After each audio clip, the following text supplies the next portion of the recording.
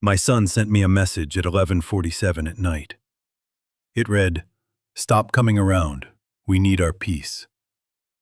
I set the phone down on the workbench right next to the tower clock I had been rebuilding for 3 months, the one I still had not told a single soul who it was really for. They wanted peace. Fine. But every gear in that boy's perfect life had been cut by my hands, and I was the only man alive who knew what happens when you stop winding the mainspring. Before I tell you what I did next, I want to ask you something, and I want you to sit with it the way I had to. Imagine you spend your whole life building something, sacrificing everything you have, and all of it for one single purpose: to watch your child grow into a good man. And then imagine that child hands you back nothing but contempt. Can a father take apart his son's entire life, piece by piece, and still call that love? Or is it just cruelty, dressed up in a father's excuses? I have thought about that question every single day since. Leave a comment below and tell me what you would have done, because by the end of this, I honestly do not know if I was the hero or the villain of my own story. And I would like to know what you think. My name is Silas Ashford. I am 69 years old, and for 47 of those years, I have built and repaired the great clocks that most people never think about. The ones in church steeples, the ones on courthouse towers, the ones that ring out over a town square and tell an entire community when to wake, when to gather, and when to go home. I know how to make time itself obey. What I did not know until that Tuesday night was how badly I had failed to keep time inside my own family. The workshop was cold. It is always cold in late autumn here in Bristol, Connecticut, where the Peckabuck River runs slow and dark behind my property, and the frost creeps up the window panes like something alive. I had a small heater going near my feet, and the whole room smelled of machine oil and old brass and the faint sweetness of the beeswax I use on the wooden cases. I was leaning over the tower movement with my loupe pressed to my eye, adjusting the escapement, when the phone buzzed against the wood. A hard, ugly sound. It did not belong in that room. I wiped the oil from my fingers with a rag. I picked up the phone, and I read the message from Merritt. My only child, the boy I had raised alone after his mother, my Eleanor, died 20 years ago, and left the two of us to figure out the world together. Stop coming around. We need our peace. Odette and I have talked about it. You are here too much. You show up without calling. You hover. It is not healthy for us as a family. Please do not come to the house anymore unless we invite you. I read it once. Then I read it a second time. Then a third. I stood there in the cold and I waited for the follow-up. The one that would say, "Sorry, wrong person." Or the one that would say, "Kidding, Dad, come by Sunday." But the screen only dimmed, and then it went black, and my own tired face stared back at me in the dark glass. I set the phone down. I did not throw it. I want you to understand that. I did not shout, and I did not weep, and I did not put my fist through the wall the way another man might have. I have spent my whole life learning that panic is what breaks a mechanism. When a clock stops, you do not curse it. You take it apart, tooth by tooth, until you find the exact point of failure. So I stood there, in the smell of oil and frost, and I began very quietly to take my son apart in my mind. I thought about the last time I had visited, 3 days earlier. I had driven over with a box of the seed catalogs Odette liked because she had mentioned once in passing that she wanted to plant a kitchen garden. I had noticed the storm door on their porch was hanging crooked on a stripped hinge, so I had gone out to my truck, gotten my drill, and fixed it before anyone asked. Then I had sat on the floor with my grandson Theo, who is 7, and who takes his toys apart to see what is inside them, exactly the way I did when I was a boy. I had shown him how a wind-up dinosaur worked the little escapement in its belly, and his whole face had lit up. I had thought that afternoon that I was being a father, that I was being a grandfather. I had not thought even once that I was hovering. I walked from the workshop into the kitchen and poured myself a glass of water from the tap. The house was silent. The particular silence of a man who has lived alone for 2 decades and stopped noticing it. On the refrigerator, held there by a magnet shaped like a little brass gear that Theo had given me, was a calendar. I looked at the next day's date, the 15th, and something cold and clear settled over me, colder than the room. The 15th was an expensive day. The 15th was the day the automatic transfer went through for the licensing arrangement, the one that kept Merritt's entire company running.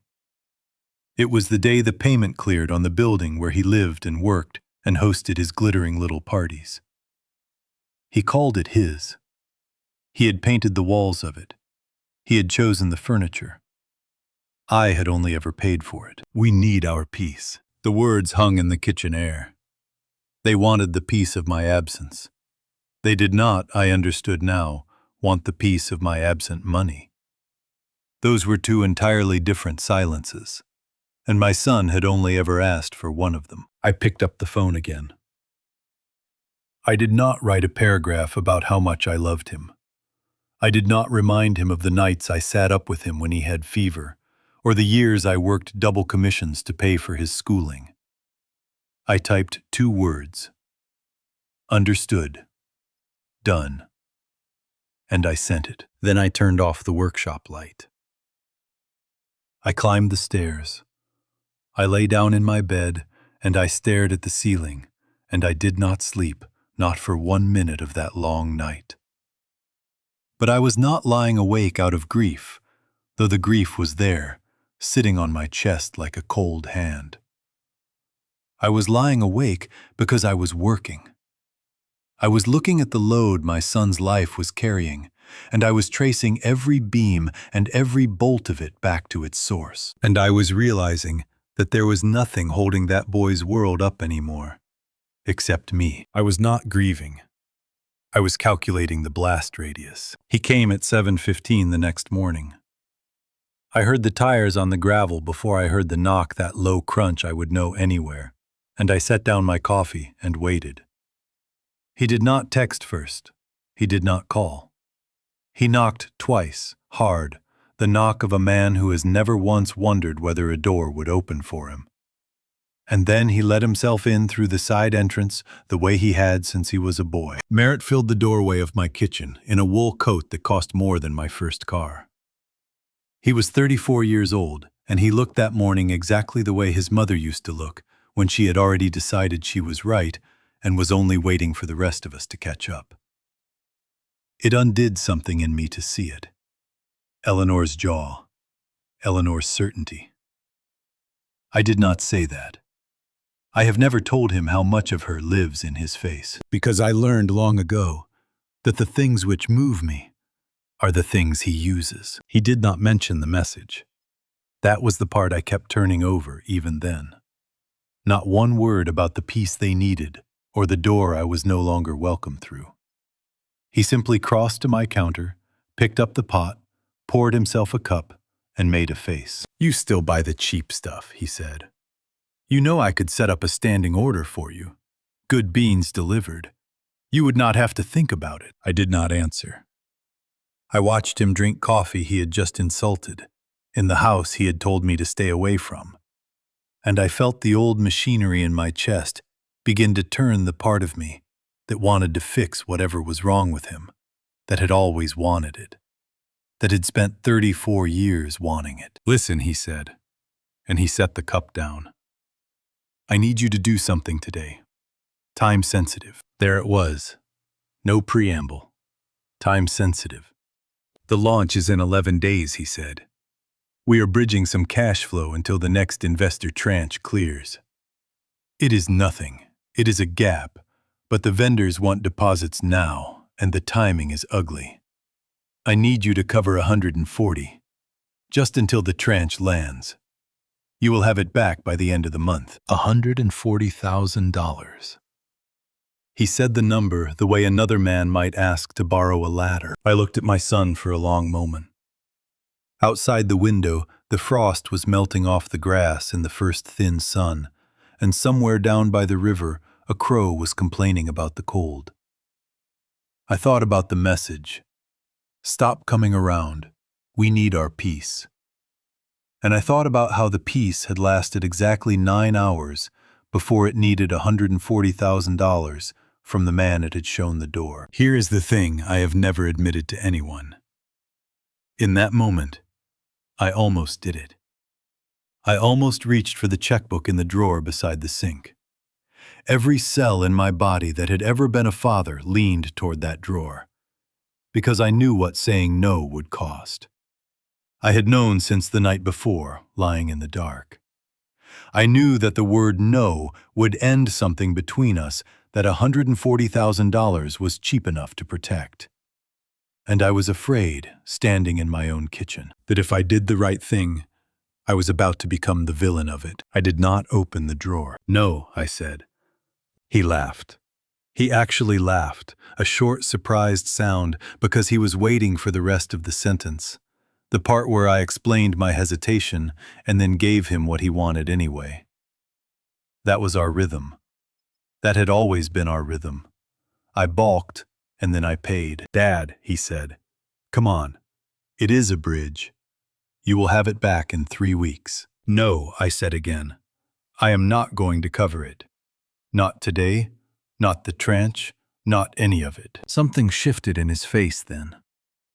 The certainty flickered just for a second, like a gear catching a bad tooth. You do not understand what happens if this launch slips, he said, and his voice had an edge now. There are people counting on me. This is my company. This is my name. I have spent my whole life around clocks, I told him. Do you know what a mainspring is? It is the coiled heart of the thing. It holds all the tension, all the energy, and it feeds it out slow, one tooth at a time, so the hands can move. Wind it every day, and the clock keeps perfect time. Stop winding it, and it does not break. It just runs down, slower and slower, until it stops. He stared at me. For 34 years, I said, I have been your mainspring. I wound you every single day. And I am retiring from the job. The kitchen was very quiet. The refrigerator hummed. The little brass gear magnet held the calendar to the door, and the 15th sat there, in the corner of my eye, like a fuse already lit. You are serious, he said, slowly, like he was reading a foreign word. I have never been more serious about anything. His jaw tightened, and now it was all Eleanor, all that terrible certainty turning cold. Fine, he said. You want to play this game? We will play it. But do not come crying to me when you are old and alone, and you realize you had a family, and you threw us out over a bruised ego. He pulled his coat straight. You know what your problem is? You cannot stand that I do not need you anymore. He was wrong about that. He needed me more in that moment than he had needed anything in his life. He simply did not know it yet.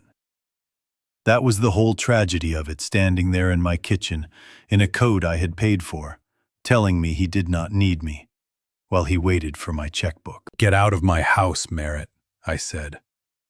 And it was the gentlest thing I said all morning. He went. The side door slammed hard enough to rattle the cups in the cabinet, and then the gravel crunched again, faster this time. And then there was only the crow and the river and the humming of the refrigerator. I stood alone in the quiet for a while. Then I opened the drawer beside the sink, after all the one I had not let myself open while he stood there. The checkbook was inside, right where it always was. I looked at it for a long moment, at the worn corner where my thumb had signed away 34 years of my life, one careful signature at a time. Eleanor used to tell me that a boy learns what a thing is worth by whether he has to earn it. I had not listened. I had loved him instead, and I had called the loving by the wrong name for so long that I no longer knew where one ended and the other began. I closed the drawer. Then I picked up my phone and I scrolled down to a name I had not called in almost 2 years. A woman who had told me more than once that I was raising a debt instead of a son. My hand was steady when I pressed it. "Ramona," I said when she answered. "It is Silas Ashford. I think it is finally time we opened that drawer." Ramona Voss kept her office on the 14th floor of a glass tower in Hartford, and the whole city lay gray and rain-streaked below her windows, like a circuit board someone had left out in the weather. She had been my attorney for 30 years. She had drawn up Eleanor's will. She had watched me raise Merritt from behind that same wide desk. And she had said her piece more than once. And more than once I had told her to mind the law and let me mind my son. She did not gloat when I sat down across from her that afternoon. That is one of the many things I respect about Ramona. A lesser person would have said, "I told you so." She only opened a drawer, took out a folder thick as a phone book, and set it between us. "I pulled this together 2 years ago," she said. "I keep it current. I hoped you would never ask to see it." The folder was labeled in her precise hand, "Ashford Family Support. Ledger." "Open it," she said. I did. I have built machines with 2,000 moving parts. I have read schematics for movements older than this country. Nothing I have ever studied hit me the way those pages did. Line after line, year after year, in cold black columns. The mortgage on the building on Founders Street, the one Merritt called his headquarters, the one where he lived on the top floor and ran his company from the 2 below. Not his, mine, held in a property trust, paid every month by an automatic transfer he had never once had to think about. $2.1 million, and every brick of it in my name. The car leases, both of them. The private school tuition for Theo. The country club dues Odette needed for her, quote, brand. And the salary. That was the one that stopped my breath. $6,000 a month paid to Merritt from a consulting arrangement I had set up years earlier, back when his first venture failed, and I could not stand to watch him feel like a failure. A consultant who consulted on nothing. A job that was not a job. I had invented a paycheck to protect my son's pride, and he had spent 5 years believing he had earned it. I added it up in my head the way I add up anything, automatically, helplessly. More than $120,000 a year, every year. For longer than my grandson had been alive. There was one line I kept returning to. A charge from 3 summers back for a landscaping crew, $11,000 to install a garden Odette had wanted for a magazine feature. I remembered that garden. I remembered driving over the week after it was finished, and Merritt walking me through it, telling me a designer from the city had done the whole thing, and how good it felt to finally afford the best. He had looked me in the eye and taken credit for a garden I had paid for. And I had smiled and told him it was beautiful. And I had believed, right up until that afternoon in Ramona's office, that the smiling was the same thing as being a good father. It was not. I see that now. The smiling was how the disease spread. I closed the folder. My hands were steady. I have very steady hands. It is the one thing age has not taken from me. "You knew," I said. "Of course I knew," Ramona said.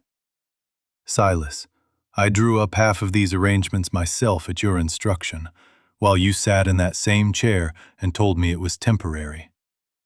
She folded her hands. "I have been trying to tell you this for 5 years. Longer. I told you the day you set up that phantom salary. I said, you are not helping him. You are anesthetizing him. And you looked at me exactly the way you are looking at me now, and you said, he is my son." I remembered the day. It was raining then, too. She had drafted a document that afternoon, a single page, a mechanism she called a correction clause, and she had slid it across the desk and told me to keep it somewhere safe, because one day I would need it, and I would be too heartbroken to think clearly enough to write it. I had taken it home. I had put it in the workshop safe, behind the movements I was restoring, and I had told myself I would never use it. The way you tell yourself you will never need the extinguisher bolted to the wall. 5 years it had sat there in the dark. She had known. She had known before I did. I looked away out at the gray city in the rain. Here is what I did not say to her. Because some things a man does not say, even to the woman who has kept his secrets for 30 years. The shame that was rising in me was not really about the ledger. It was about Eleanor. When she died, she left me a 4-year-old boy and a hole in the world. And I had never once found the bottom of that hole. So I had spent 20 years filling it with the only thing I knew how to make. I made things run smoothly. I removed friction. I took every hard edge out of my son's path because I could not bear for him to hurt the way I was hurting. And somewhere in all that removing, I had sanded away the very thing that would have made him a man. I had not raised a son. I had wound a clock and called it love. And I could not say her name in that office without my voice breaking. So I said nothing about her at all. I did this, I said finally. Not him. Me. You did it out of love, Ramona said, and her voice was gentler than I had ever heard it. That is what makes it so hard to undo. Cruelty is easy to stop. Love that is curdled into this is the hardest thing in the world to correct. She tapped the folder. But it can be corrected. The question is whether you have the stomach for it. Because half measures will only make it worse. If you are going to do this, Silas, you do it all the way. Or you do not do it at all. I thought about the message. Stop coming around. We need our peace. I thought about the coat that cost more than my first car, and the $6,000 a month for a job that did not exist, and my grandson taking his toys apart on my workshop floor to see the truth of how they worked. I have the stomach for it, I said. Ramona studied me for a long moment. Then she nodded slow, and something changed in her face, a sharpening, the way a good tool looks when it finally comes off the whetstone. Good, she said. Then before we touch a single dollar, you need to understand something about your son's company. Because you think the money is the thing that holds his life up. She reached into the drawer again. It is not. The money is the least of it. She laid one more document on the desk. A patent certificate filed in my name 17 years ago, when Merritt was still in high school, and I was still building movements by hand in the workshop by the river. Do you remember what you invented, Silas? And that was the moment the floor tilted under me. Because I did remember. And I understood all at once exactly how far down this went. I remembered exactly what I had invented. 17 years ago, in the workshop by the river, I had been trying to solve a problem that had nothing to do with money and everything to do with beauty.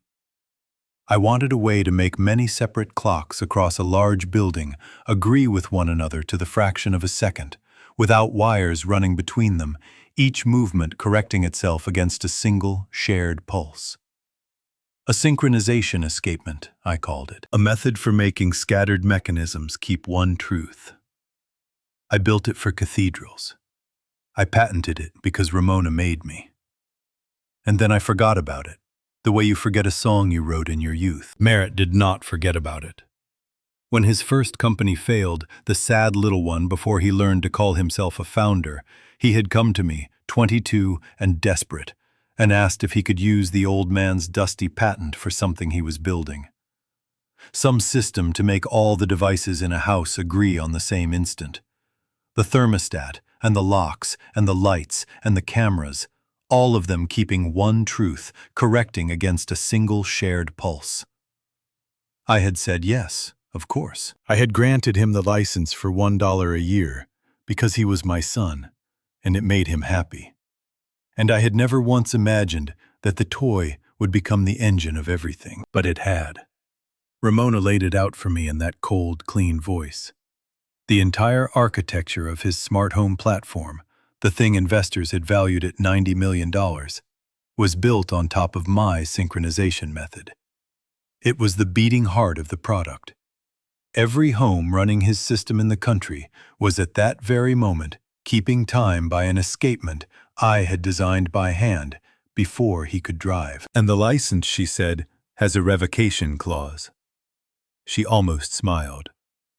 You will remember I insisted on it. You told me I was being paranoid. I sat very still. Outside, the rain had thickened into something closer to sleet, ticking against the glass. If you revoke the license, Ramona said his platform loses the right to use the core synchronization protocol. Legally, every device stops the moment we serve notice, and the injunction holds.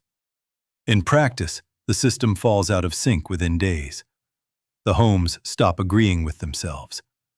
The whole thing runs down. She let that word sit in the air between us because she knew I would feel it. Runs down. Like a clock nobody wound. I want to tell you that I felt triumphant in that moment. I did not. I felt something uglier, and I am only telling you because I promised at the start of this that I would be honest, even about the parts that do not flatter me. Somewhere underneath the shame and the resolve, a small and shameful voice in me was glad. Glad that he needed the old man after all. Glad that the thing he had sneered at, the dusty patent, the cheap coffee, the father who hovered, turned out to be the ground he was standing on. For 34 years I had wanted to be needed, and here, finally, was proof that I was. I am not proud of that. A father should not want his son to fall so that the son will reach for him. But I would be lying if I said the wish was not there, coiled tight, the day I decided to pull the pin. I did not say any of that to Ramona. I said one word, do it. But not all at once, I told her. And here is where I want you to understand that I am not a monster, whatever you decide about me by the end. There was one person in that family who had done nothing to earn a single hard day, and I was not going to let him fall with the rest. Theo, my grandson. 7 years old, taking his toys apart to find the truth inside them. Move the school tuition, I said. All of it. Everything I would have paid for his education, take it out of the reach of his parents entirely and put it into a locked fund in his name. A trust they cannot touch and cannot spend and cannot borrow against. If this whole thing burns, the boy's future does not burn with it.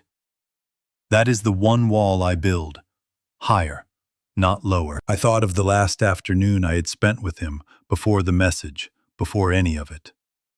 He had found an old alarm clock in my scrap bin, a cheap thing, and he had wanted to know why it ticked. So I had given him a screwdriver too big for his hands, and I had let him open it. And when he found the little balance wheel swinging inside, he had gone completely still, the way I go still, and he had whispered, "It has a tiny heart." 7 years old. It has a tiny heart. Whatever I had failed to teach his father, that boy already understood it in his bones. And I would sooner burn my own hands off than let his father's collapse take the roof out from over that child. Some walls you tear down. One wall you defend with everything you have left. Ramona wrote it down. Then she slid the documents across the desk, one after another, and I signed them with the heavy black pen I keep in my coat. The one Eleanor gave me the year Merritt was born. I terminated the phantom consulting salary. My signature did not waver. I called the $2.1 million mortgage on the building. My hand was steady. I filed the notice to revoke the patent license. Steady. And then Ramona placed the last page in front of me. The correction clause itself. The single sheet she had drafted 5 years earlier, and I had hidden in the workshop safe behind the movements. She had gone and retrieved a fresh copy. At the bottom, it asked for my signature, and beneath the line it read, not client, not grantor, but a word she had chosen deliberately all those years ago, because she knew me better than I knew myself. Father. And that was the one place my hand stopped. Just for a moment. The pen hovered over the word, and 40 years of steadiness deserted me all at once, and my hand shook the way it had not shaken since the day I signed the papers to bury my wife. Because to sign it as father was to admit that this, too, was fathering. That taking the whole world out from under my son might be the most fathering thing I had ever done. Or the cruelest. And I still did not know which. I signed it. Then I capped the pen, and I stood, and I thanked Ramona. And I drove home through the sleet to the workshop by the river. That night I did the only thing that has ever steadied me. I sat down at the bench, and I picked up the tower clock, the one I still had not told anyone was for. And I wound it slow and careful, the way I have wound 10,000 clocks before it. Its hands did not move. They have not moved in a long time. They are stopped at a particular minute that matters to me and to no one else alive. And I was not ready yet to make them run. Now I go home and wind a clock. I had told Ramona at the door. And I wait for the noise. The noise came 4 days later, and it was louder than anything I had built in my life. The next 4 days were the quietest of my life, and I mean that as the highest praise I know how to give. For 20 years there had been a low hum underneath everything I did. Not a sound you could hear. A sound you could only feel, the way you feel a bad bearing in a machine long before it fails. A faint wrongness in the background of every hour. It was the hum of waiting. Waiting for the next call, the next crisis, the next number I would be asked to cover. I had lived with it so long I had stopped believing it was a separate thing from me. And then I revoked one license and signed one page as father, and the hum simply stopped. I noticed it first on the second morning. I was standing at the workshop window with my coffee, watching the sleet turn to a thin snow over the river, and I realized I was not bracing for anything. My shoulders had come down from around my ears for the first time in longer than I could remember. I put a record on the old turntable, something with a saxophone in it, and I let it play all the way to the end of the side without once reaching for my phone. I knew what was coming. That is the strange part I have to be honest about. I was not naive. I knew that somewhere across town the machinery I had built was already beginning to slow. I knew the transfers had not gone through. I knew that in a matter of days, the homes running my son's system would start one by one to fall out of step with themselves, and that the launch he had staked his name on was rolling toward a cliff he could not yet see. I knew all of it. And I drank my coffee anyway. And I listened to the saxophone. And I did not lift a finger to stop the thing I had set in motion. There is a particular kind of quiet that comes from finally stopping a fight you have been losing for 20 years. I sat inside it like a warm room, and in that quiet, I went back to the tower clock. I had barely touched it in months, too tired most nights, too tangled in other people's emergencies. Now I had nothing but time. I cleaned the plates, I polished the wheels until they caught the lamplight like coins. I fitted the new mainspring I had ordered a year ago and never installed, and I felt the tension take hold under my thumb. All that stored energy waiting for permission to move. I still did not set the hands running, but I understood working on it those 4 nights, that I was building it faster now, with a kind of urgency I had not let myself feel before, as though some part of me knew it was going to be needed sooner than I had ever planned. The call came on the 4th day. Not from Merritt, from Odette. I almost did not recognize her voice, because it was doing something it had never once done with me.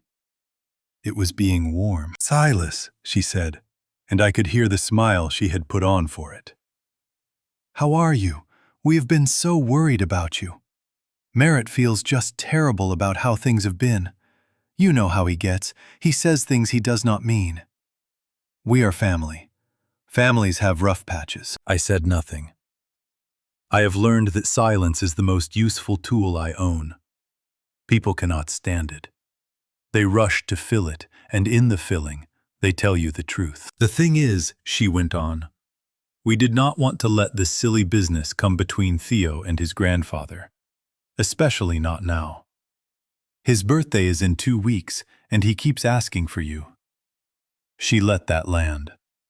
He would be heartbroken if his papa was not part of it. And there it was, the boy, laid on the table like a card she had been holding the whole time. I want to tell you it did not work. It worked. For one long second, standing in my kitchen, I felt the old machinery lurch toward life. The part of me that would set the whole world on fire before it would let that child be disappointed. That is the honest danger of loving a grandchild. They can reach you through him in a way they can never reach you directly. And she knew it.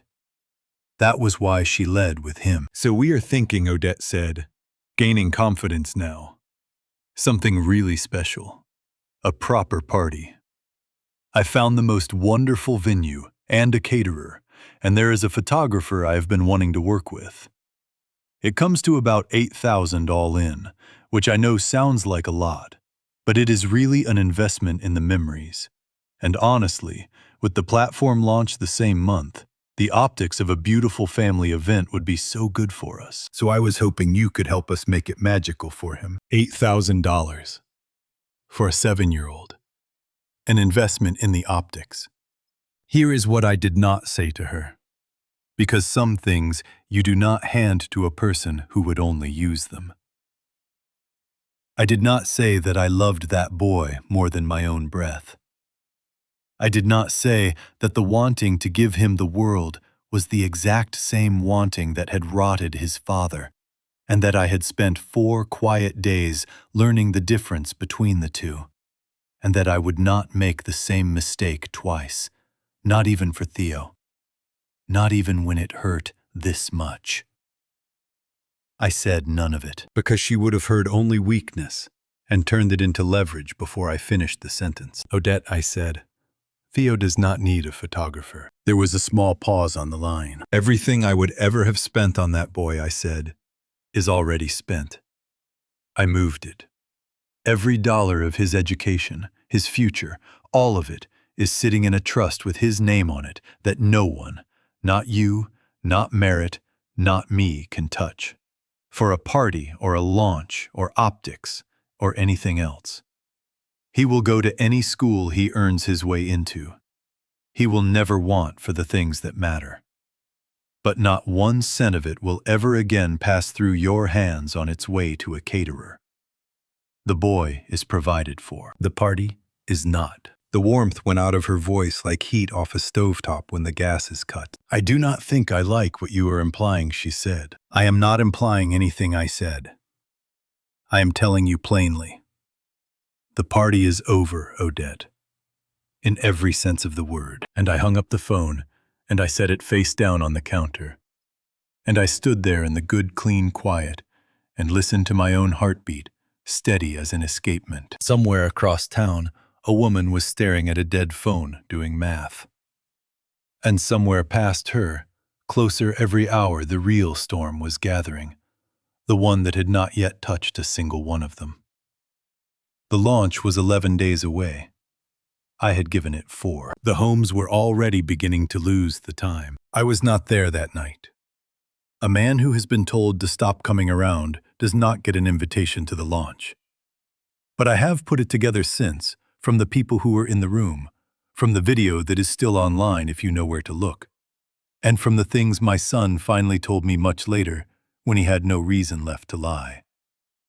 So I can tell it to you, almost as if I had stood at the back of that bright, doomed room myself. They had rented a hall downtown, all black floor and white light, the kind of room that costs a fortune, precisely so that it looks like it costs nothing. There were 200 folding chairs and a stage and a screen 3 times the height of a man. There were investors in good shoes, and there were the young people Odette collected, the ones with cameras for eyes. And there was a bar serving something with rosemary in it. It was, by every account, perfect. Perfect lighting, perfect sound, perfect expensive borrowed staging for what was about to happen.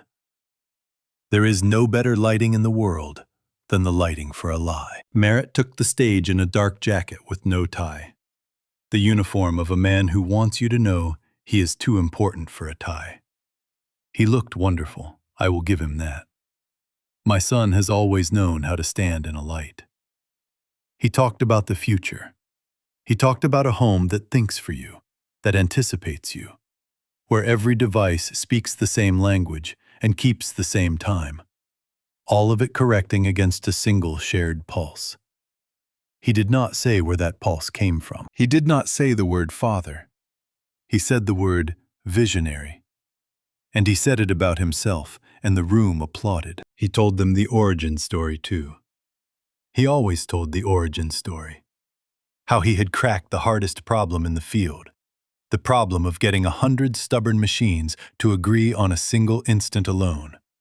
On late nights teaching himself, building from nothing. The self-made man and his lonely genius. I have watched that part of the video more times than I should admit. The part where my son stands in a borrowed light and tells 200 strangers that he built the shared pulse himself. Out of nothing. With no one's help. Out of nothing. He was 22 when he came to my workshop and asked to borrow the thing I had spent 3 years of my life dreaming up. But there is no version of that story that sells a $90 million company. So he had simply written me out of it, the way you file down a burr that spoils the finish. I did not exist in the story of his success. I would exist very shortly in the story of his ruin. Then he raised a hand toward the great screen and asked them to watch a home wake up. The demonstration was supposed to run like a piece of music. Dawn light rising in a model living room, the blinds parting on their own, the thermostat breathing warmth into the air, the locks turning the coffee, starting the whole house coming awake in perfect synchrony, every element agreeing to the same instant, the way I had dreamed it in my workshop 17 years before. For about 9 seconds it worked. Then the clocks on the screen began to disagree. It was small at first. The kitchen display read one time and the bedroom another, a few seconds apart. Then the blinds opened while the lights were still calling at night. The thermostat lunged from cold to hot and back. A lock clicked shut, then open, then shut. The house on the screen, the beautiful house that was supposed to keep one truth, came apart into a dozen arguing machines, each one certain of a different moment, none of them able to agree on when they were. Because the thing that had held them to a single instant, the synchronization escapement, the shared pulse, had been switched off 4 days before. And now, at the worst possible moment, in front of every person whose opinion he had spent his life chasing, my son's whole world had finally, visibly run down. The screen froze.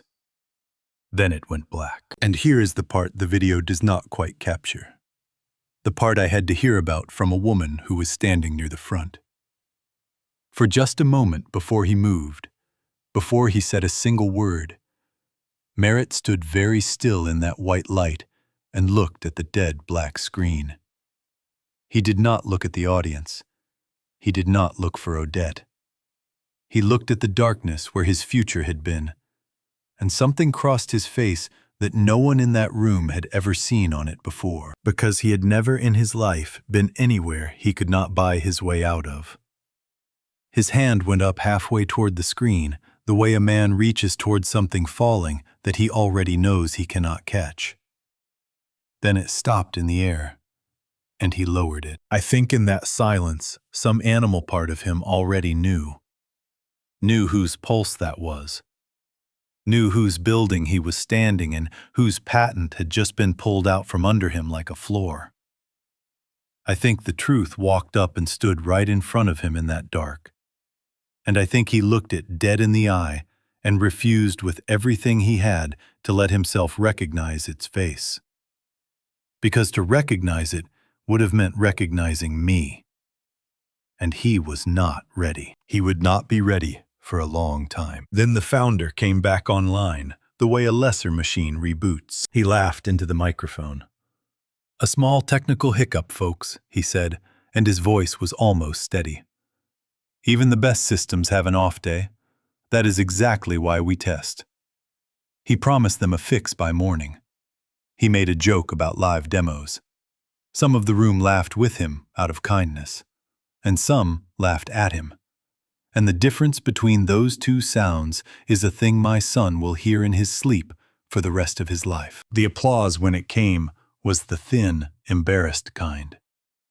The investors in the good shoes were already looking at their phones. It was as he came off the stage into the wings, where he thought no one important was watching, that a young man in an ordinary coat stepped forward and said his name, Merritt Ashford, and handed him an envelope. Heavy paper. A law firm's return address in the corner. My son took it, because you take a thing that is handed to you, and he opened it right there in the dark behind the curtain, still smiling, the leftover smile from the stage. And he read the first line, "Notice of revocation and cease and desist.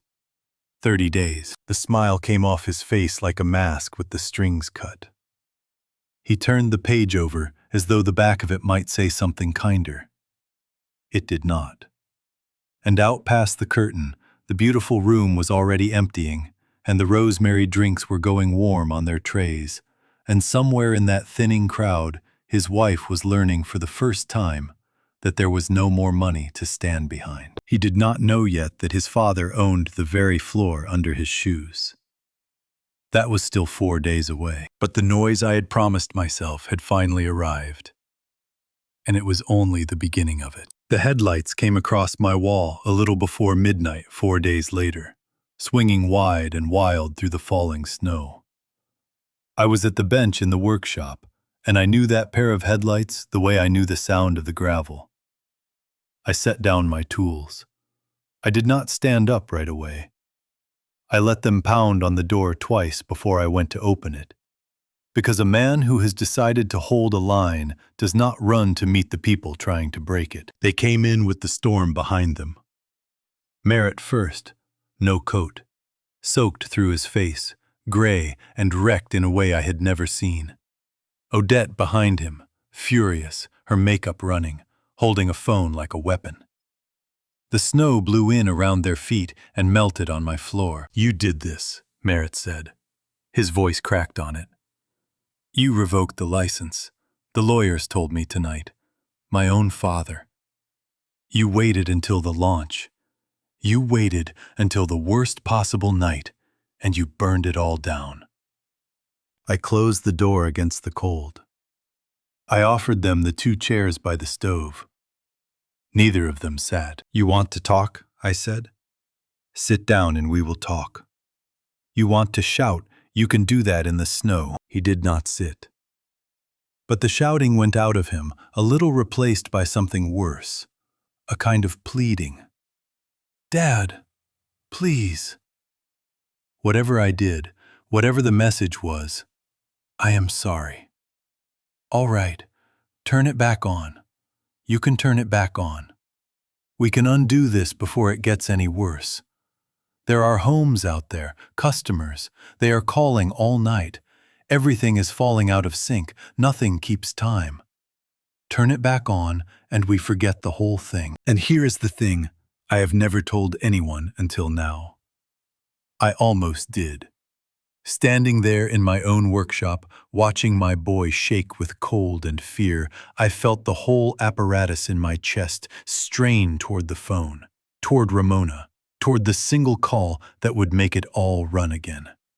If he had said one true thing in that moment, if he had said, "I have treated you like a machine that prints money, and I am ashamed," if he had asked about anything other than the switch, I would have given it all back that instant and called myself a father for it and learned nothing.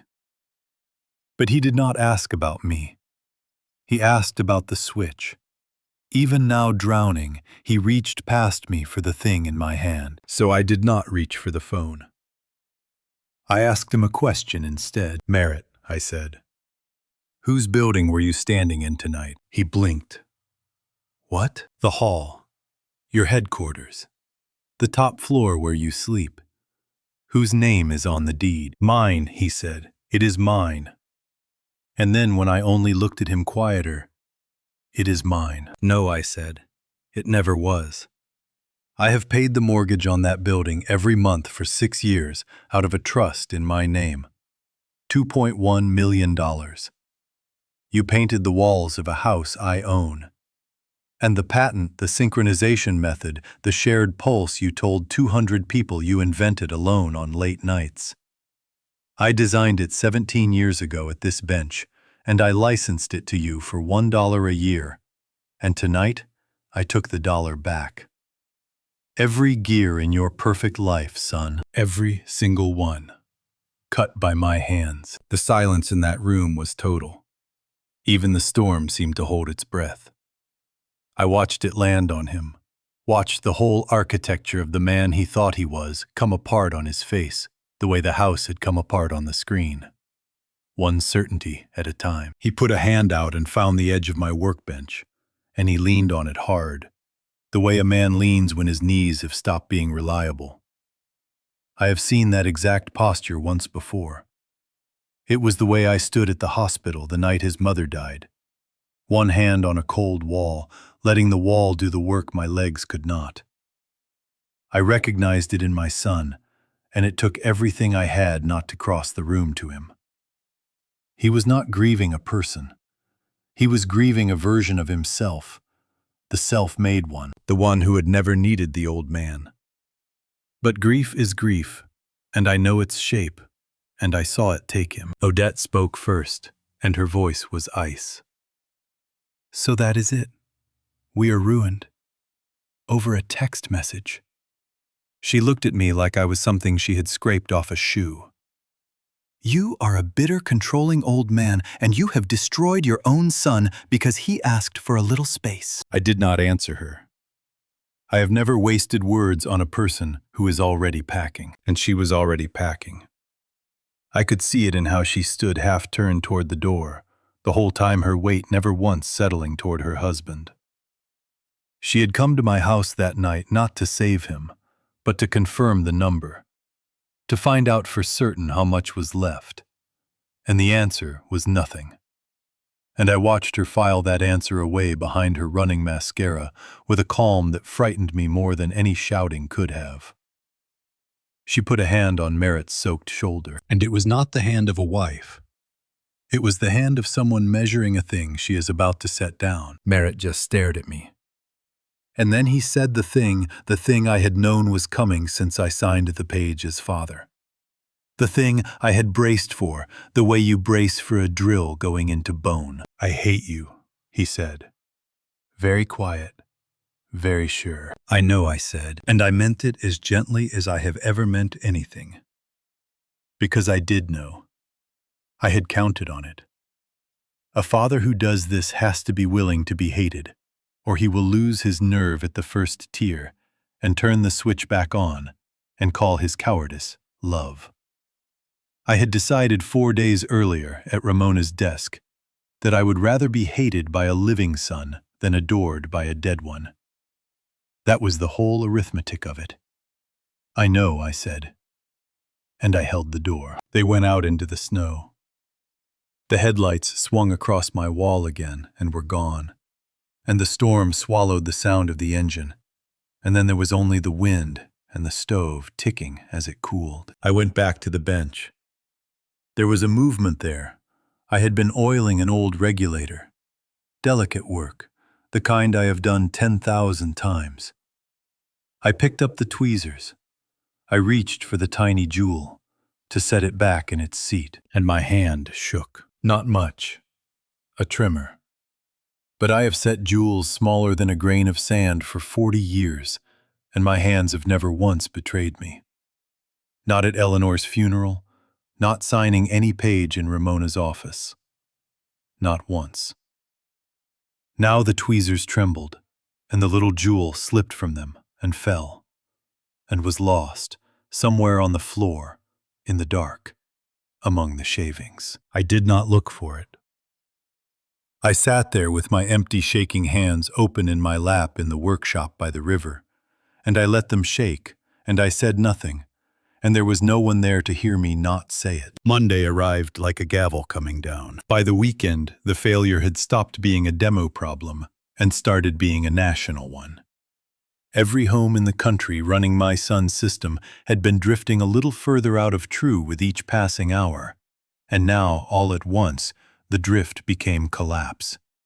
Front doors that unlocked themselves at 3 in the morning. Thermostats that ran furnaces in empty houses until the rooms baked. Cameras that recorded Tuesday and stamped it Friday. Alarms that woke families at hours that did not exist.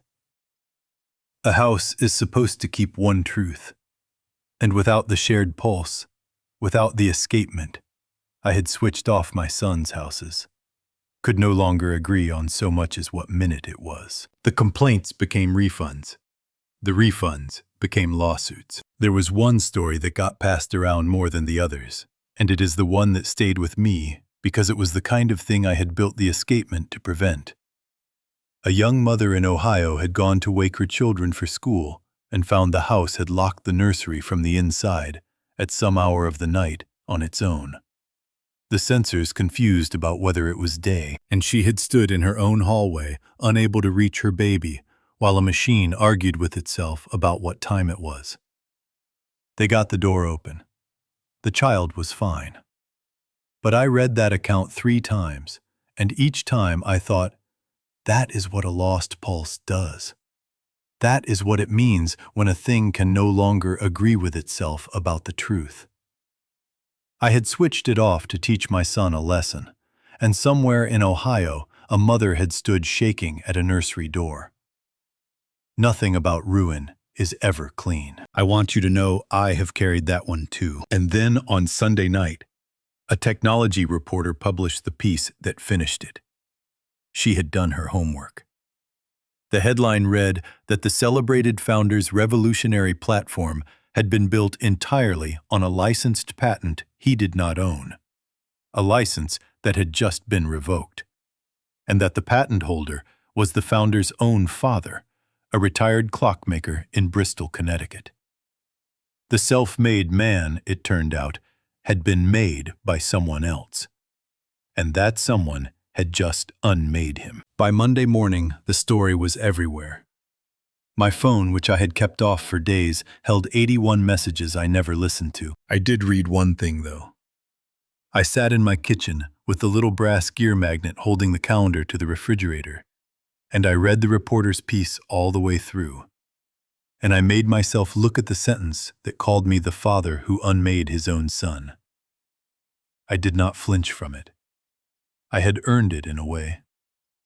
But I noticed something reading it that the reporter had missed entirely. She wrote the story as if the unmaking had happened that week with the revoked license, the dead houses. It had not. The unmaking had happened slowly over 34 years, one check at a time, one rescued failure at a time, one phantom paycheck at a time. I had been unmaking my son his whole life by never once letting him be made by anything hard. The switch I threw that week did not break him.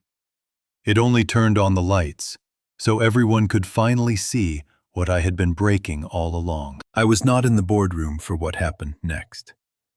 But I know how these things go, and I know how it went, because the company's counsel later walked Ramona through all of it. They convened an emergency session at 8 in the morning, the full board, on a video call and in a glass room downtown. Merritt came in a good suit, freshly shaved.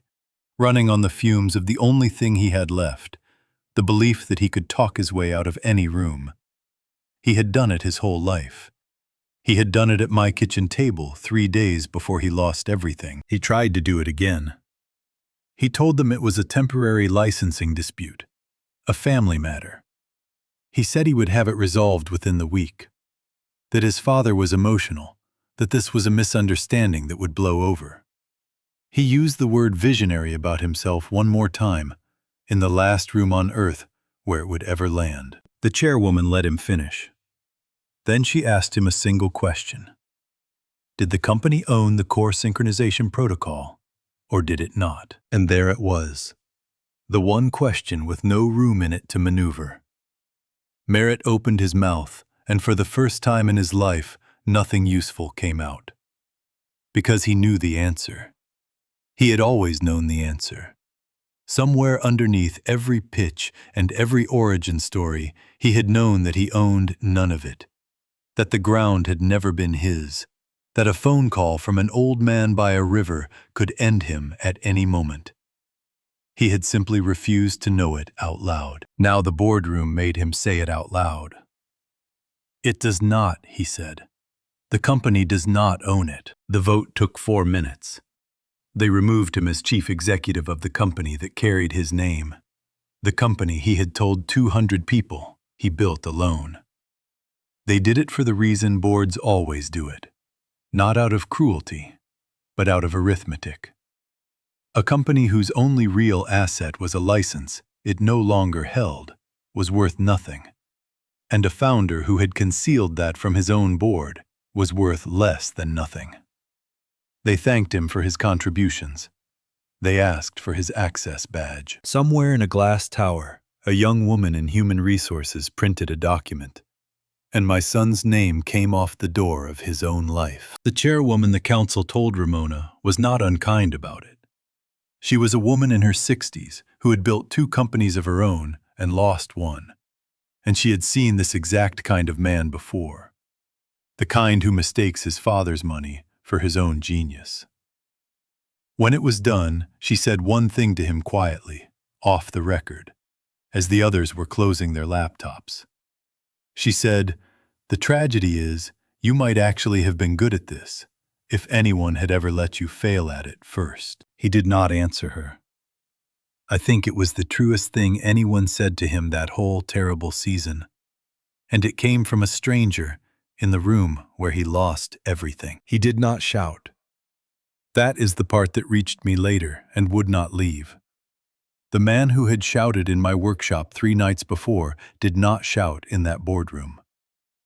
He set his badge on the long table very carefully, the way you set down something that has become suddenly heavy. And he said thank you to the people who had just ended him. And he walked out. He walked out into a Monday that no longer had a single thing in it that belonged to him. No company, no title, no pulse. And he still did not understand the whole shape of it. He still thought the worst thing that could happen to him had already happened. He was wrong about that. There was a car waiting to be repossessed, and a wife doing math, and a building with his furniture in it that he was about to learn he could not enter. The gavel had only just begun to fall. The building went on the market that same Monday afternoon. I had instructed Ramona to move quickly, and Ramona does not know how to move any other way. The property was mine, free of my son, the moment the trust reclaimed it, and there was no reason to let it sit as a monument to a life that no longer existed. So she listed it, and of all the realtors in the county, the one whose sign went up in front of that glass and steel building on Founders Street belonged to a firm run by a woman named Junia Kellerman. I did not choose her on purpose. I did not know when Ramona picked the top agent in the market that Junia Kellerman had gone to high school with Odette, that they had been in the same class, and that Odette had spent 4 years making very sure everyone understood which of the 2 of them mattered. I only learned all of that afterward, and I will admit to you that when I did learn it, I did not feel as sorry as a better man might have. The world has a way of keeping its own books. Odette was still living in the top-floor apartment when the agent came to photograph the building. She had not left yet. She was, I think, still telling herself that this was all temporary, that some version of the good life would be restored. And then the elevator opened, and out stepped Hunya Kellerman in a beautiful coat, with a photographer and a lockbox and a clipboard there to inventory the home. Odette had told the whole internet was hers. I am told the conversation was brief. I am told Junia was flawlessly, murderously polite. She admired the light. She admired the finishes. She asked Odette whether she would be out by the end of the month, or whether they should schedule showings around her. And she said it with the exact warmth Odette had spent a decade weaponizing against other people. And Odette had no answer, because there is no answer to your own weapon turned around in someone else's hand. She stood in the apartment she had curated for strangers to envy, and she watched a woman she had once looked down on measure it for sale. And something in her that had always run on being envied simply went out. There was one detail that came back to me later, and it is a small, cruel, perfect thing. On the wall of that apartment hung a large framed photograph, one of Odette's own, from a feature she had done on, of all things, building a life you love. Hunya paused in front of it, the story goes, and studied it with professional interest, and then asked in that same soft voice whether the art would be staying with the unit or leaving with the current occupant. She did not say the word occupant unkindly. She did not have to. Odette took the photograph down herself that afternoon, and I am told her hands were not steady doing it. She was gone within the week. But that is the next part of the story. Merritt learned about the building a different way. He did not know it had been listed. He drove downtown that same Monday, straight from the boardroom where they had taken his title, because he wanted to get into his office and gather the things that were his before anyone could stop him. His laptop, his files, the framed magazine cover from the year they called him one to watch. He still thought in terms of what was his. He parked in his spot, the one with his name on it, or the name that used to be on it, and he crossed the lobby of the building he had lived and worked in for 6 years, and the security guard at the desk stood up. A big, calm, decent man named Ellis, who had held the door for Merritt 1,000 mornings and called him Sir. "I am sorry," Mr. Ashford, Ellis said. "I cannot let you upstairs." Merritt actually laughed. "Ellis, it is me. I just need 10 minutes in my own office." "I know who you are," Ellis said. And there was no cruelty in it, which somehow made it worse. "But I have instructions from the property owner. Your access is suspended. There is a box of your personal items being brought down to you. I am not allowed to let you pass the lobby." And there it was said plainly by a kind man in a gray uniform. The property owner. Not Merritt. Someone else. The floor he was standing on, the marble, the elevators, the light coming through the 2-story glass, none of it his, and never had been. And the one person in that lobby who understood the full shape of that fact in that moment was probably Merritt himself. Here is the thing he did not say to Ellis, though I believe with everything in me that he was thinking it. He did not say, "This is a mistake." He did not argue. Somewhere between the boardroom and the lobby, my son had stopped being able to lie to himself. And he knew, standing on that marble, that Ellis was completely right, that this had never been his building, that he had been a guest in his own life for 34 years, and had called it ownership because no one had ever made him look. He did not say any of that. He just nodded. They brought the box down on a luggage cart, a cardboard box with his laptop and his files and the framed magazine cover, one to watch, face up under the lobby lights. He carried it out himself. He set it in the passenger seat of the leased car that would be repossessed before the week was out, and he sat behind the wheel in the parking spot with his name still stenciled on the concrete. and he did not start the engine for a long time. I was not there. But a man I trust was passing through that lobby, and he told me later that my son sat in that car, in that parking spot, for almost an hour, not moving, just holding the wheel, a box of his whole life beside him. And I have thought about that hour more than I have thought about almost anything. Because I could have driven down there. I knew where he was. I could have knocked on the glass and taken him home. I picked up my keys twice that afternoon. I want you to know that. Twice I stood at my own door with my coat half on, ready to go get my boy out of that parking lot. Ready to bring him back to the workshop and feed him and tell him it would be all right. And both times I made myself set the keys back down on the hook by the door. Because I understood the way I understand the tension in a spring, that if I went to him now, in the first hour, before he had felt the whole weight of it, I would only be winding him again. I would be teaching him one more time that no matter how far he fell, there would always be an old man to catch him before he hit anything. And that lesson was the disease. The catching was the disease. The only medicine left was the fall itself, all the way down, and me not there to soften it. I did not. God help me, I did not. Not yet. The gavel was still falling. And the hardest part for both of us was still to come. They came to sue me. That is the part people find hardest to believe when I tell them. My son had lost his company and his building and was days from losing his marriage. And his answer, or rather his lawyer's answer, was to come after the last man standing. Me. The meeting was in Ramona's conference room. That long glass table on the 14th floor, the city gray behind us. I sat on one side with Ramona. On the other sat Merritt, thinner than I had seen him in years. And beside him, a lawyer named Henderson, in an aggressive tie. A man who had clearly been told there was money here, and had not yet understood whose money it was. Henderson opened strong. He talked about tortious interference. He talked about the timing of the revocation, the deliberate sabotage of the launch, the reputational damage, the emotional distress. He named a figure his client would be willing to accept to make it all go away, and it was a large figure.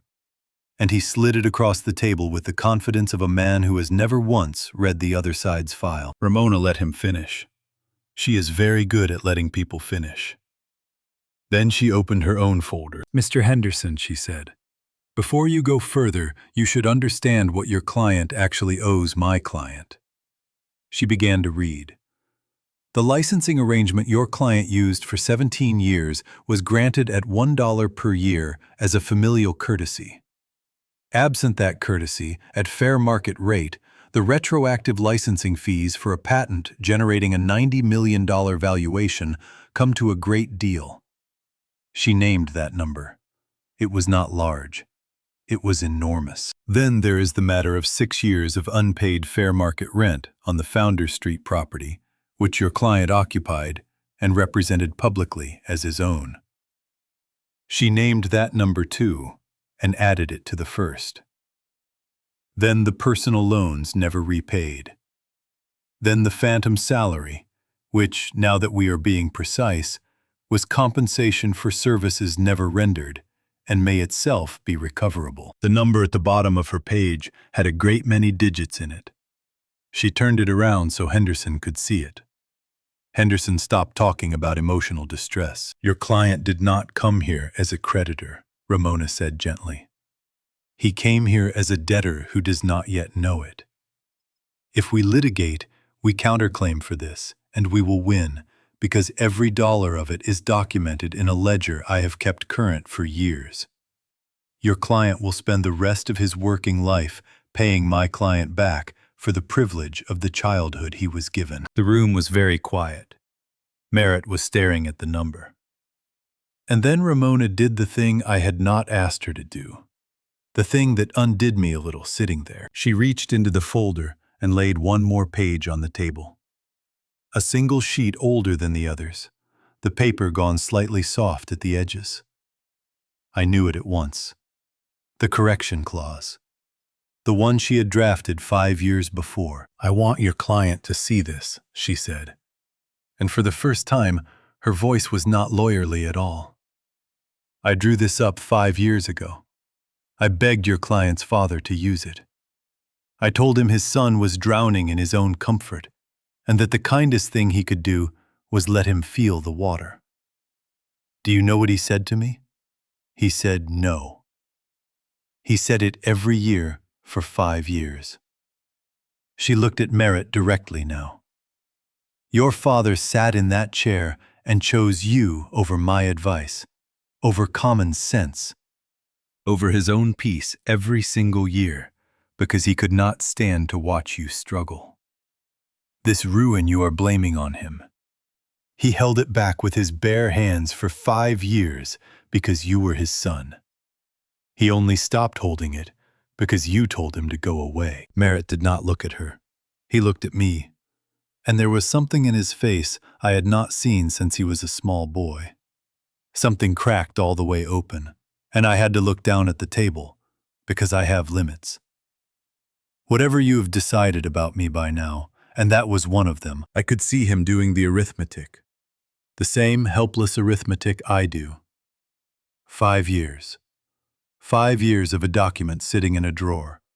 5 years of an old man saying no, choosing him, absorbing the cost of him, while he had sneered at the cheap coffee and taken credit for the garden.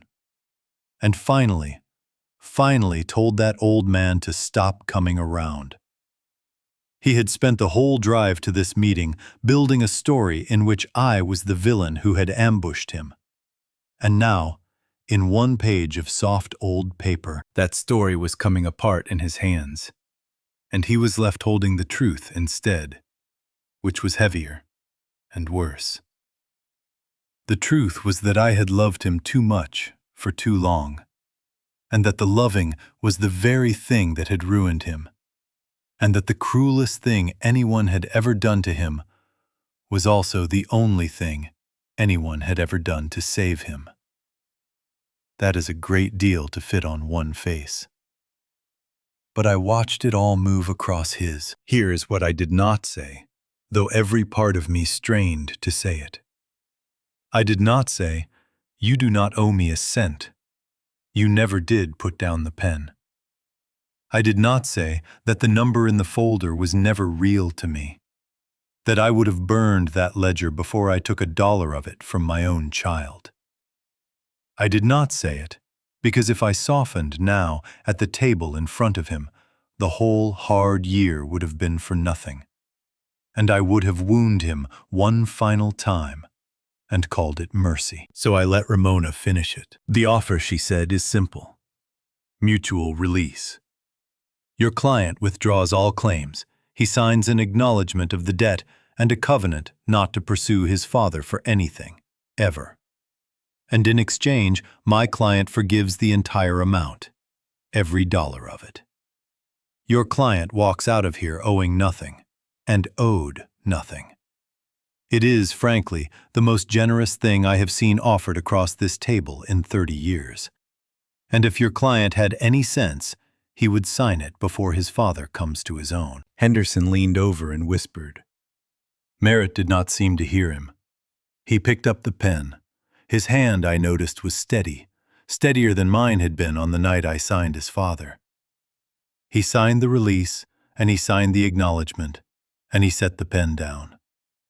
Then he stood, and he looked at me one more time, and he walked out without a word. And I let him go, because there was nothing left in that room that a word could fix. When the door closed, Ramona capped her own pen and looked at me. "You know that number was never collectible," she said quietly. "Half of it would not survive a week in court, and you would never in 1,000 years have pursued the rest. It was a bluff, Silas." "I know," I said. "But it made him sign. And now, no one can ever say I took anything from him but the things I gave him in the first place." Odette did not leave with a fight. That is the thing about a certain kind of love. It does not end in flames because there was never any fire in it to begin with. only warmth borrowed from somewhere else. When the warmth was cut off, she simply grew cold, and then she grew practical, and then she was gone. She was out of the Founder Street apartment within the week, exactly as I had guessed the night she stood in my workshop, measuring her husband for the door. She took what could be sold, the jewelry, the watches, the 2 good pieces of art that were actually hers. She left Merritt the furniture, because furniture is heavy and buyers are fussy. She filed the papers through a lawyer, not in person, and the grounds she listed were the polite legal fictions people use. But everyone involved knew the real grounds. The real grounds were that the accounts were empty. She had married a valuation, and the valuation had gone to 0. And there is no version of Odette that stays for 0. Merritt told me later that he tried at the end to talk to her.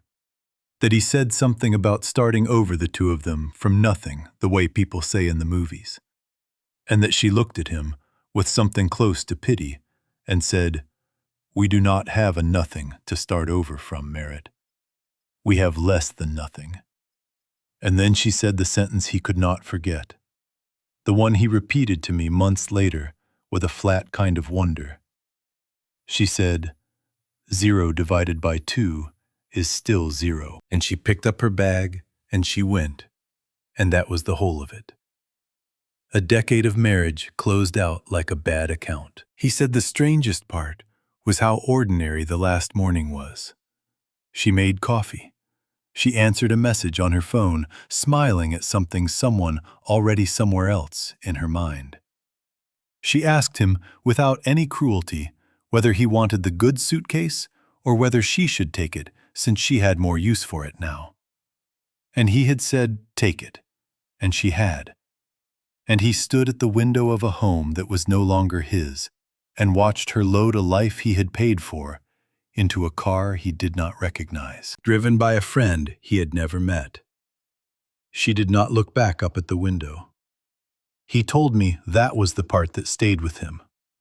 Not that she left, that she did not look back. So my son moved into the Bluebird Motel out on the county road, where the sign has been missing its second letter for as long as I can remember, so that at night it simply reads a color and a bird and a room for $49. I want you to understand what a fall that was. 6 weeks before, he had been standing in white light telling 200 people about the future. Now he was carrying a cardboard box up a concrete staircase that smelled of cigarettes and old carpet, into a room with a bedspread the color of a bruise and a television bolted to the dresser. There was a diner across the lot. There was a highway behind it that ran all night. He had gone in the space of a season, from a home that kept perfect time, to a room where the clock on the nightstand blinked 12, 12, 12. Because no one had ever bothered to set it. The days in that room taught him things no launch ever had. He learned that the diner across the lot served a $2 cup of coffee and would let a man sit with it for an hour if he was quiet about it. He learned which of his old friends answered his calls and which let them go to voicemail. And he learned that the number in the second group was much larger than he would ever have guessed in the good years. He learned to count cash, actual folded cash, in a way he had not done since he was a teenager, and to feel the specific, cold panic of watching the pile get thinner with no pile behind it. He priced a bus pass. He looked once at the help wanted sign in the diner window and could not make himself go in, because some part of him still believed that any hour now the phone would ring and the whole nightmare would be revealed as a misunderstanding, and the old life would be handed back to him intact, the way it always had been. That belief was the last of the disease still in his blood. It would take a few more days of that thinning pile of cash to finally burn it out of him. He did not call me. Not that first week. His pride was the last thing he owned, and a man will hold his last possession longer and tighter than he held all the others. But I know, because he told me, that there was a night in that first week when he sat on the edge of that terrible bed and took out his phone and scrolled to my name. Dad. He told me his thumb hovered over it for a long time. He told me he composed whole speeches in his head, apologies and accusations and pleas, and discarded every one of them. He drafted the angry one first, the one where all of this was my fault, where I was a bitter old man who had destroyed him out of spite. And he got halfway through it before he remembered the soft old page on the conference table and the 5 years behind it. And the anger went out of him like air from a slow leak. Then he drafted the pleading one, the "please fix this," and he hated the sound of it because he had finally heard from the outside what he had sounded like his whole life. And here is the thing he could not say, not even to himself, sitting there in the blue light of the blinking clock. He did not want money. For the first time in his life, it was not about the money. He wanted his father. He wanted to hear my voice tell him it would be all right the way I had told him it would be all right 10,000 times when he was small and the world was too big. He wanted the one thing I had trained him to expect and had just deliberately taken away. He did not press the name. Not that night and not the nights that followed. He put the phone face down on the nightstand next to the blinking clock that could not keep time, and he lay back on the bruise-colored bedspread and stared at a water stain on the ceiling. And he was more alone than he had ever been in his life. And across town, in a warm workshop by a dark river, his father sat up late over a tower clock, winding it a little each night, not knowing which night the call would finally come, only certain that it would, and that when it did, it would be the hardest phone I had ever let ring. They came for the car on a Thursday, in the gray hour before dawn. Merritt woke to the sound of it, the particular mechanical grind of a tow truck's winch, a sound he did not recognize at first because he had never in his life been on this side of it. By the time he got to the window in his undershirt, the leased sedan, the last shining piece of the old world, was already tilted up on the truck's bed, and a man with a clipboard was doing paperwork under the buzzing motel sign that read, "Only a color and a bird." Merritt did not go down. There was nothing to say. You cannot argue with arithmetic. And he had finally, fully run out of arithmetic. He stood at the window and watched the truck pull out onto the county road. And then the lot was empty. Just a rectangle of cleaner asphalt where the car had been, and the highway going on behind it in the dark. That was the moment the last of it left him. Not the company, not the building, not the marriage. The car. Something about the car. He told me later it was because the car was the first thing he could not blame on me. I had not repossessed it. The world had. The world does that to men who cannot pay, and for the first time he understood that he was simply one of those men, now with no father standing between him and the plain machinery of consequence. He sat down on the edge of the bruise-colored bed, and he picked up the phone. And this time he did not hover. This time he pressed the name. I was at the bench when it rang. It was not quite 5 in the morning. I had not slept.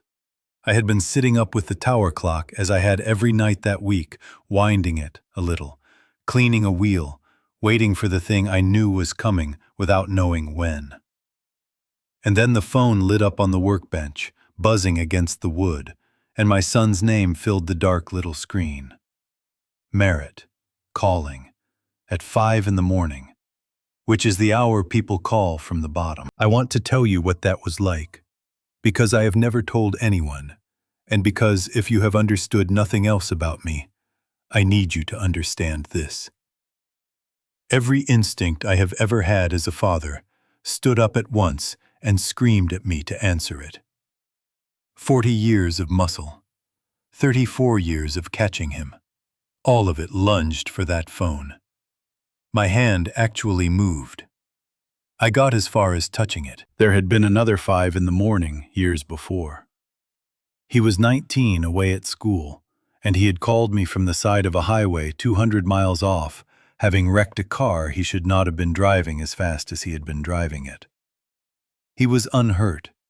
He was frightened. And I had answered on the first ring, and I had been in my truck before I had my second shoe on. And I had driven through the dark for 3 hours to stand on the shoulder of a road and hold my boy and tell him it did not matter. The car did not matter. Nothing mattered, but that he was all right. I had been so proud that night of how fast I came. I did not understand for another 15 years that coming that fast was the whole problem. That a boy who is always caught never learns that the ground is real. And here is the thing I did not say. The thing I said only inside my own chest, to the buzzing screen in the dark where no one could hear me. Be weak. I am here. I am right here. I have been right here the whole time. Hold on, just a little longer. But I did not pick it up, because I knew the way I know the tension in a spring under my thumb, that if I answered that phone at 5 in the morning in the first hour of his true bottom, I would not be able to stop myself. I would hear his voice break, and I would say, "Come home." And I would drive out to that motel and bring him back and feed him and fix it. And I would wind him one final fatal time, and every hard thing of that whole terrible season would have been for nothing. He did not need my voice yet. He needed the silence on the other end of that line. He needed, for the first time in his life, to hang up a phone with no one having answered it, and to sit in a cheap room with the plain fact that he was going to have to save himself. That was the only gift I had left to give him, and it was the one that felt exactly like abandonment. So I let it ring. The phone buzzed against the wood 4 times. 5. 6. His name lit and steady in the dark. And I sat with my hands flat on the workbench, and I did not move, and I did not answer. And it was the hardest thing I have done in 69 years of living. Harder than burying his mother, because burying Eleanor was a thing that happened to me, and this was a thing I chose. Then the buzzing stopped. The screen went dark.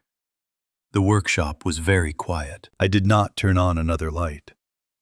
I sat there in the dark, and I reached out, and I put one finger on the tower clock, on the cold brass of its case, the way you touch the shoulder of someone sleeping, to be sure they are still breathing. Outside, the first gray was coming up over the river. A branch ticked against the window in the wind. Somewhere in the walls, the old house settled one small sound, and then held. I could smell the machine oil and the cold. On the workbench, the little jewel I had dropped weeks before still lay lost somewhere among the shavings, and I did not look for it. I only sat with my hand on the stopped clock in the long quiet after the ringing, and I let the dawn come up without me. He did not call again. My son is my son, and he has my pride in him whether he wants it or not. And a man who has my pride does not call twice into a silence. I have wondered since what he thought when the ringing stopped and no one had picked up. Whether he believed I was asleep, or that I had seen his name and turned away, or that he had finally pushed me one insult too far and lost me for good. He never asked me, and I have never told him that I was awake, that I saw, that I sat 6 miles away with my hand on a stopped clock and let his call ring out because I loved him too much to answer it. Some kindnesses have to look exactly like cruelty, or they do not work. That is the terrible arithmetic of it. And I did the sum in the dark alone, and I have never been sure I got it right. But that morning alone, with no car and no one answering, Merritt Ashford got up off that terrible bed and did the one thing I had been praying for, without ever letting myself say the prayer out loud. He put on his coat and he walked out into the cold, and he went looking for work. It was 3 miles from the Bluebird Motel to Delano's Mill, and my son walked every one of them in the cold. I have driven that road 1,000 times. It runs along the river, past the old brass works and the shuttered plating shops, the bones of the industry that built this town back when things were made by hand here. It is not a walk anyone takes for pleasure in late November. But he had no car, and he had counted the folded cash on the nightstand one last time, and he had understood that the pile would be gone in days, whether he moved or not. And so he moved.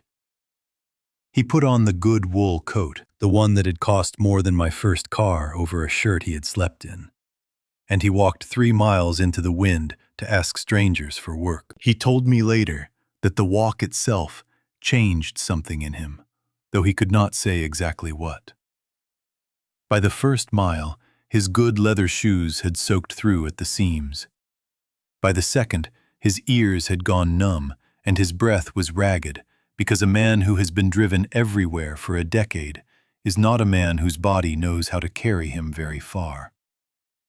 Trucks passed him and threw cold spray from the road, and not one of them slowed.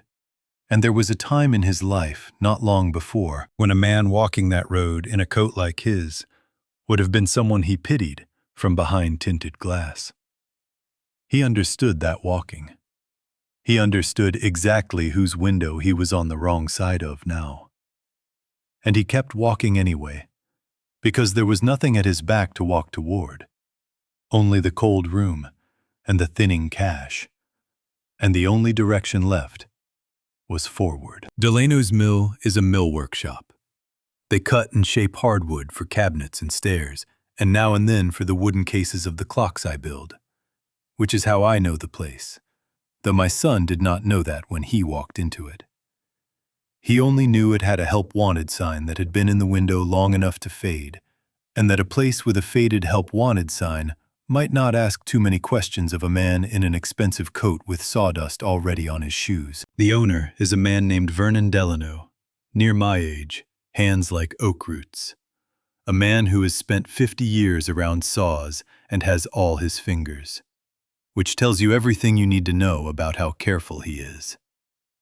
He told me the rest of this himself later over coffee, because it turned out the world is smaller than my son ever imagined. Merritt came in and asked if the sign was still good. Vernon looked him up and down. The coat, the soft hands, the 3 miles of cold still on his face. And he said, "Son, this is loading and stacking and sweeping. It is $11 an hour, and it will hurt every muscle you have." And my son, who 6 weeks earlier had stood in white light and called himself a visionary, said, "Yes, sir, I understand. I would be grateful for it." Vernon told me it was the "yes, sir" that got him. He said you can teach a man to stack lumber, but you cannot teach him to say "yes, sir" like he means it.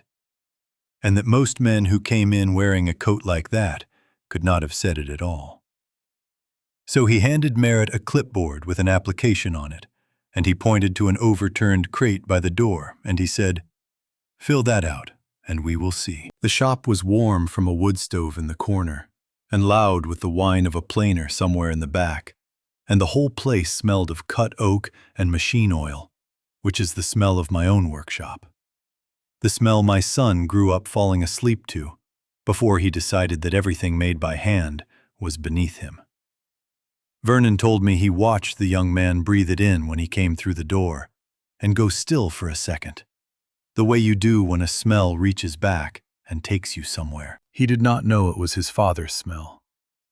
But some part of him did, I think. Some part of him had walked 3 miles in the cold and come without meaning to, all the way home, to the one thing he had spent his whole life running from: honest work and the smell of it. And my son sat down on an overturned crate in a cold millwork shop in his good coat, and he filled out an application for $11 an hour. And he came, line by line, to the bottom of the page. Name. Address, which was now a motel. Prior employer, which he left carefully vague. And then near the bottom, A single line that stopped him the way the word father had stopped me weeks before. In case of emergency, notify. Vernon said he watched him sit with the pen over that line for a long time, longer than any other line on the page. He said the young man's hand came up and hovered, and you could see him about to write a name, and then not writing it, and then almost writing it again, because there was only one name that belonged on that line. There had only ever been one name. For 34 years, in case of any emergency, large or small, real or imagined, the answer had always been the same 3 syllables. Silas Ashford. Call my father. He fixes things. He comes fast. He did not write it. He left the line blank. He set the pen down and he handed the clipboard back to Vernon Delano, with that one line empty. And here is the thing he did not say, and could not have said sitting on that crate. Leaving it blank was the first grown thing he had ever done. It was punishment, yes, a small, hard penance, a way of saying, I have no right to that name anymore. But it was also something else, something he would not understand for a long time. It was the first time in his life that Merritt Ashford had looked at the question, who will catch you, and answered honestly, no one. I will have to catch myself. Vernon read the blank line. He did not say anything about it. He had raised sons of his own. He just nodded, and he said, be here at 6 tomorrow, and wear boots if you have them. And my son said, yes, sir, again, and walked back out into the cold 3 miles the other way, with a job. He was starting, though. Neither of us had the words for it yet, to wind his own mainspring. For the first time in his life, the tension was coming from inside him, and not from my hands. And a clock that winds itself is the only kind that keeps time when you are gone. That is the whole of it, really. That is the only thing I had ever needed him to learn, and it had cost us both everything to teach it. He came back to the workshop on a Sunday afternoon 3 weeks later, and this time he knocked. That was the first thing I noticed, standing at the bench with a loop in my eye. Not the side door thrown open the way he had opened it his whole life. The front. A knock. 2 soft raps and then a pause. The knock of a man who is no longer certain a door will open for him, and who has decided he does not deserve to be certain. I set down my tools. I took my time crossing the room because I needed the walk to compose my face, and because a part of me was afraid of what 3 weeks at the bottom would have done to my son. I opened the door, and I almost did not know him. He had lost weight. His face was leaner, older, and there was a raw wind burn across his cheeks from 3 weeks of walking that river road at 6 in the morning. But it was his hands that undid me. He had his hands shoved in his coat pockets, and when he took them out to shake mine, or to steady himself, I do not know which, I saw that they were wrecked. Blistered and half-healed, and blistered again. The palms gone rough, a fingernail black from a dropped board. My son had soft hands his whole life. I had made sure of it. And now he stood on my step with a laborer's hands, and I understood before he said a single word that something in him had finally been made instead of bought.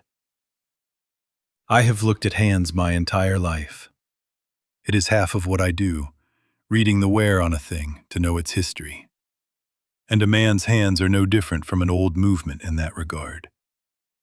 Soft hands tell you a man has been carried. These hands told a different story. They told me about the 6 in the mornings, and the boards that slip, and the cold that gets into the joints and does not leave. They told me my son had spent 3 weeks learning at 34 the plain physical grammar of earning, the thing I had stolen from him by never once letting him feel it. I wanted to take those ruined hands in mine and tell him I was sorry for the softness, sorrier than he would ever be for the hardness. I did not. Not yet. Come in out of the cold, I said. It was all I trusted myself to say. He came in. He stood in the middle of the workshop, turning his ruined cap in those ruined hands, and he looked around at the movements on the bench and the tools on the wall. The whole world he had spent his life dismissing as the dusty hobby of a man who did not understand ambition. He looked at it a long time. And then his eye caught the tower clock, near finished, now standing tall against the far wall. And he went very still. "Is that new?" he asked. His voice was rough. "It is old," I said. "I am only bringing it back to life. It has taken me a long time." "Who is it for?" he asked. And I said, "Someone who will understand it one day." And I left it at that, because that was not the conversation we had come to have. And he seemed to know it. And he turned away from the clock and faced me. And I watched him gather himself for the hardest thing. "Dad," he said. And then he stopped, because the word had come out wrong, too small for what he needed it to carry. And he had to start again. "I have been trying to figure out how to say this for 3 weeks, he said. "I wrote it 100 ways, stacking lumber. And every version I wrote started out as an apology for the launch, or the company, or the money. And every one of them was wrong, because none of that is the thing I owe you for." I did not help him. I stood very still, and I let him find it. It was the only respect I had left to give him, to make him find it himself. "The thing I owe you for," he said, "is 34 years. He was not crying, but his voice was doing the work of a man who is holding back a great deal. "You gave me everything, and I decided that meant you owed it to me. You fixed everything, and I decided that meant I was the kind of man things did not break for. I took a garden you paid for, and I told people I built it. I took a company you carried, and I told a room full of strangers I did it alone. And then you came to my house, and you fixed my broken door, before anyone asked, the way you have fixed every broken thing my whole life. And I sent you a message that night, telling you to stop coming around." He stopped. "Because you loved me too much to ever let me feel the weight of anything. And I hated you for the one thing I should have thanked you for, and I did not even know I was doing it." "There is a thing that happens at that mill," he said, quieter now. "At the end of a shift, when you have loaded a truck all day, Vernon comes out, and he looks at what you did, and if it is good, he says, 'That will hold.' Just that. That will hold." And the first time he said it to me, about a stack of lumber I had loaded with my own 2 ruined hands, I had to go stand behind the building because I could not breathe. "Because I am 34 years old, Dad, and that was the first thing in my whole life I ever made that would hold that you had not made for me first. And I finally understood what I took from you every time I let you fix it. I took that. I took the only thing that was ever really mine to feel." Here is what I did not say, though it was pushing so hard against my ribs I thought it would crack them. I did not say I forgave you the moment I saw your hands. I did not cross the room and take hold of him the way every cell in my body was begging me to. Because I have been a father for 34 years, and I know the shape of my own son, and I could feel, underneath the beautiful, true apology, that there was still one more thing coming. There was still an ask in him. I could feel it, the way you feel a spring still wound inside a case. And until I knew what he did with that ask, the wall had to stay up, no matter what it cost me to hold it there. So I did not embrace him. I nodded slowly, and I said, "That is the truest thing you have ever said to me." And he took a breath, the breath of a man stepping off a ledge, and he said, "There is something I have to ask you." And I felt the old machinery in my chest brace itself, the way it had braced 1,000 times before, for the number, for the request, for the hand held out. But what he asked me was not the thing I expected. It was not the thing I had spent 34 years hearing. And it changed everything. "Teach me," he said. I stood there in my workshop, and I was not sure I had heard him. I had braced for a number. I had braced for it so hard that for a moment the word did not fit through, and I said, "What?" "Teach me," he said again. And now the words came in a rush, as though he had been holding them behind his teeth for the whole 3 weeks. "Not money. I am not here for money. I know I have no right to ask you for $1, and I do not want one. Vernon says I am a decent hand, that I learn, that I show up. But loading lumber is not," he searched for it, "it is not a thing that will hold. I want to make something, with my hands, the way you do. I have spent my whole life selling things other people made, and I am 34, and I do not know how to make one single thing that lasts." He looked at the movements on the bench, the tower clock against the wall. "Teach me this. I will sweep the floor for a year first, if that is what it takes. I will earn it. Just please, do not give me anything.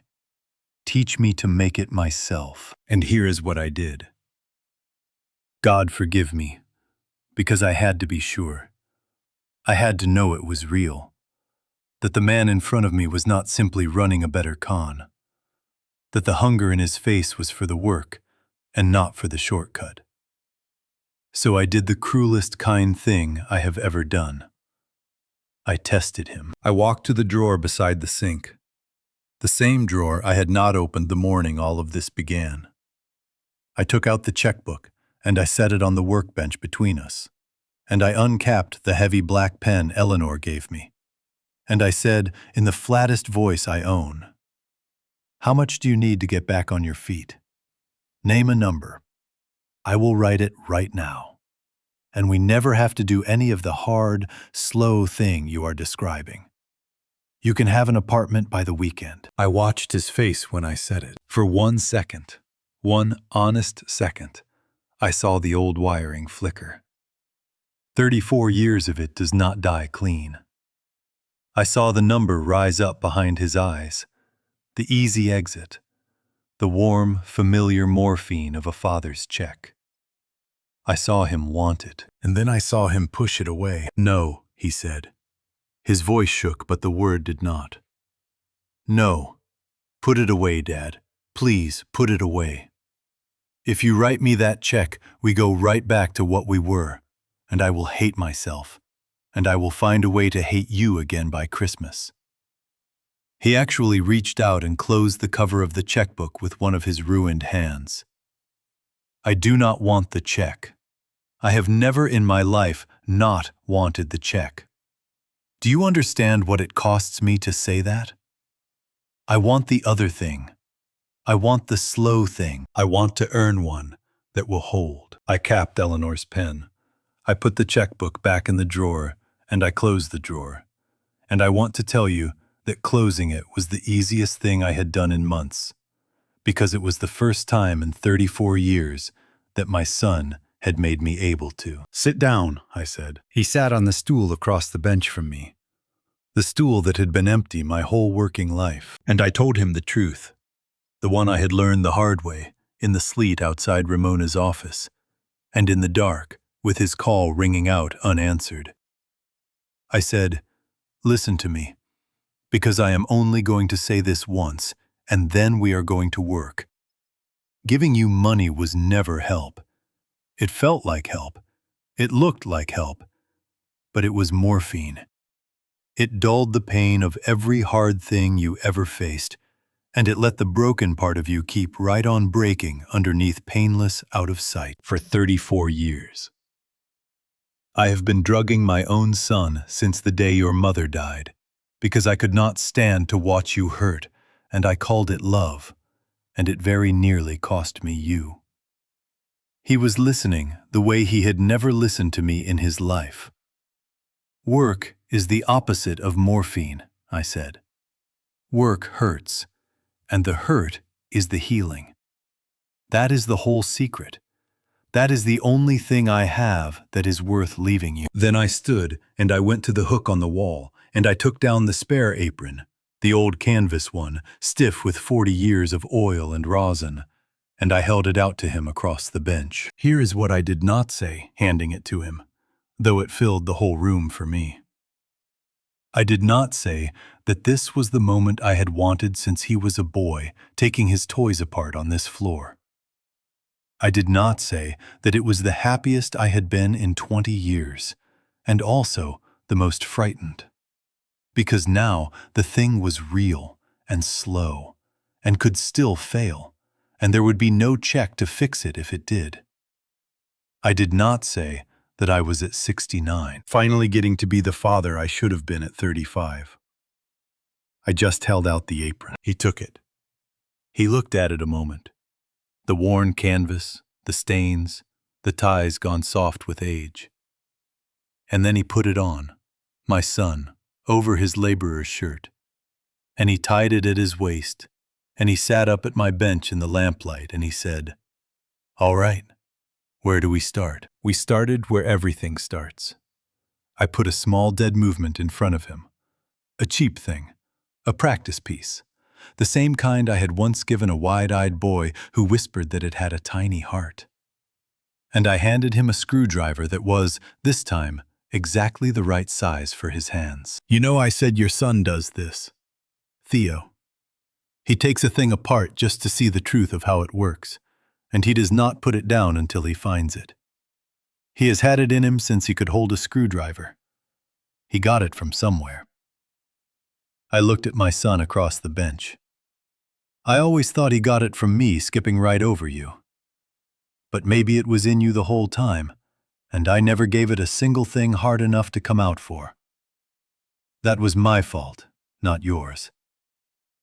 We are going to fix it now. It is late, but a clock does not care how late you wind it, so long as you wind it at last." Merritt did not trust his voice to answer that.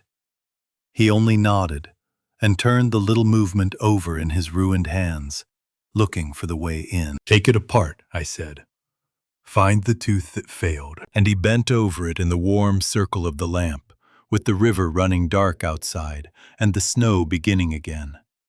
And he began, at 34 years old, to learn how to keep time. The tower clock was finished on the first day of spring. I had never told anyone who it was for. Not Ramona, not Merritt, not even all those years myself, not out loud. But the hands had been frozen at one exact minute since the day I first took it apart. And that minute was 3:41 in the morning. And 3:41 in the morning was the hour my grandson Theo came into the world. I had built a clock that refused to move until the boy was old enough to understand why.